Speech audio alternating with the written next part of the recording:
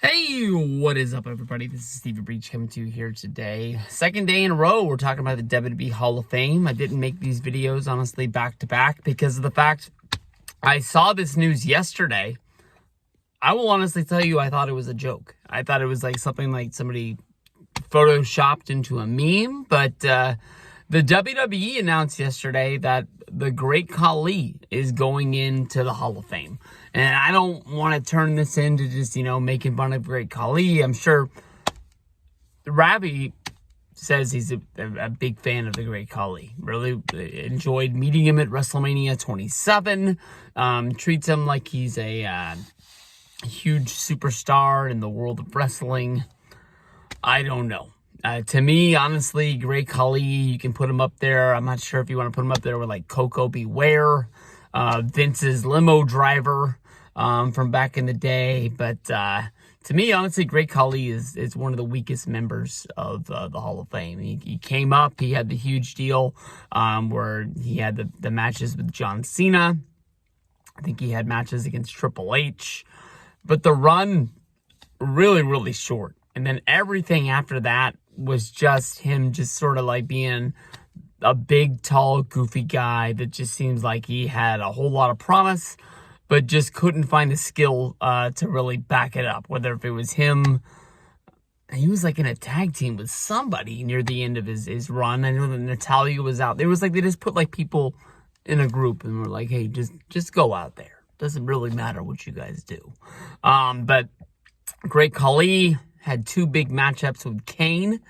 Honestly, one of them, I think this is like around the time that like See No Evil was coming out. And I think they built up the match so like they were going to have a chain. And the chain was going to have like a hook on it. I'll honestly tell you that the build up to that, I got pretty fired up for it. The delivery, the match itself might not have been that great. But I was ready to have that match. I think did they have a match? They fought at WrestleMania once. They might have fought it twice. Maybe they had a big SummerSlam match or something like that. But I know that they had two big matches against each other. But they were just like, put the two big guys together. That'll work.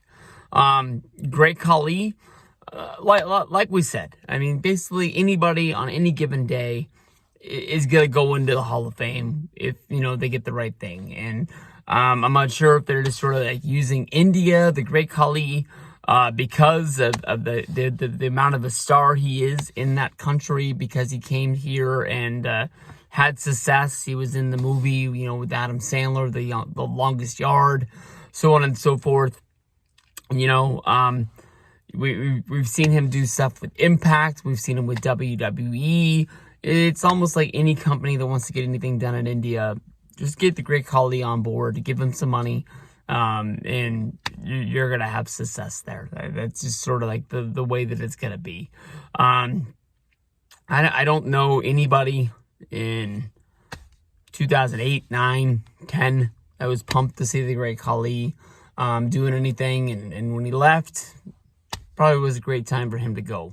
But I don't know. I'll tell you the truth. I'm surprised that he's going in, but then again, I think that one day Zack Ryder is going to be a WWE Hall of Famer, no doubt in my mind.